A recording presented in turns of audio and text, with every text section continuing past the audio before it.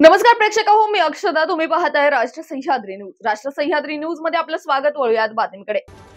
आंबेगाव तालुक्यातील आदिवासी विकास प्रकल्पांतर्गत चालवल्या जाणाऱ्या निवासी आदिवासी आश्रम शाळांमध्ये मुलांना दिल्या जाणाऱ्या जेवणात अळ्या आढळून आल्याने एकच खळबळ उडाली असून मुलांच्या आरोग्याची व जीवाशी खेळणाऱ्या संबंधितांवर कारवाई करावी अशी मागणी बिरसा ब्रिगेड पुणे जिल्हा अध्यक्ष प्रवीण पारधी यांनी केली आहे. रविवार दिनांक 7 रोजी मुलांना जेवण वाटप करण्यात आले. त्यावेळी मुलांच्या जेवणात अळ्या आढळून आल्या. याबद्दल गावचे सरपंच उपसरपंच यांना माहिती कळवली असता त्यांनी बिरसा ब्रिगेडची पुणे जिल्हाध्यक्ष प्रवीण पारधी यांना कळवले. त्यांनी घटनास्थळी येऊन जेवणाची पाहणी केली असता जेवणात सोयाबीनच्या भाजीत मोठ्या प्रमाणात अळ्या आढळून आल्या.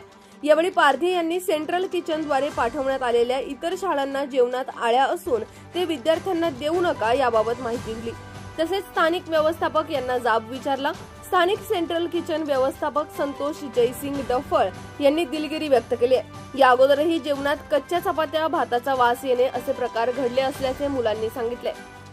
कोडेगाव या ठिकाणी सेंट्रल किचनच्या माध्यमातून 16 आश्रम शाळांचे जेवण बनवले जाते. हे जेवण 4 ते 5 तास प्रवास करून इतर शाळांना पाठवले जाते. अशा प्रकारे अन्न बनवून 16 शाळांना पाठवले व काही विद्यार्थ्यांना विषबाधा झाली तर हजारो विद्यार्थ्यांचा जीव धोक्यात येऊ शकतो.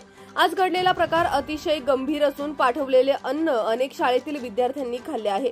आश्रम शाळांना जेवण बनवण्याचे स्वयंसेवी संस्थांना कंत्राट दिले असून त्यांना केंद्र शासनाकडून लाखो रुपयांचा निधी दिला जातो.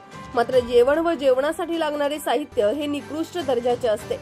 अन्न बनवणे ते विद्यार्थ्यांना देणे यासाठी 2 अधीक्षकांची नेमणूक केली असून अन्न चेक करून हे विद्यार्थ्यांना देणे गरजेचे असताना अधीक्षकच गैरहजर असल्याचा प्रकार समोर आलाय.